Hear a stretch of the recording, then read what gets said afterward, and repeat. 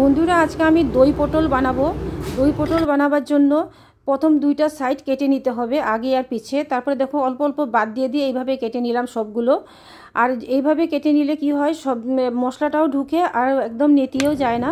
তো ভালো করে হলুদ নুন মাখিয়ে কিছুক্ষণের জন্য রেখে দিয়েছি। আর দেখো সর্ষের তেলটা গরম করে সর্ষের তেলের মধ্যে এই রেসিপিটা রান্না করতে হবে। ভাজতে বসিয়ে দিয়েছি।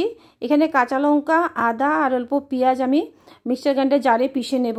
আর দেখো এইভাবে একদম ব্রাউন করে ভেজে নেবে, কিন্তু এর চেয়ে বেশি ভাজবে না, তো শক্ত হয়ে যাবে। আর অল্প তেল দিয়ে তারপরে এর মধ্যেই আমি তেজপাতা আর একটু গরম মশলা, গোটা গরম মশলা আর অল্প পাঁচফোড়ন দিয়েছি। তোমরা চাইলে এখানে কিন্তু গোটা জিরা, কালো জিরা শুধু ব্যবহার করতে পারো। তারপরে মশলাটা দিয়ে, বেটে রাখা মশলাটা দিয়ে জিরের গুঁড়ো, হলুদের গুঁড়ো, লঙ্কার গুঁড়ো দিয়ে দিলাম।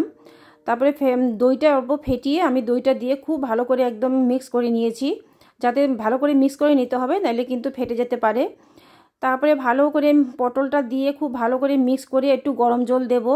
এইভাবে দই পটল বানিয়ে বাড়িতে খাবে। গরমের দিনে কিন্তু এইটাই হজমও হয়ে যাবে আর শরীরের জন্য খুব ভালো।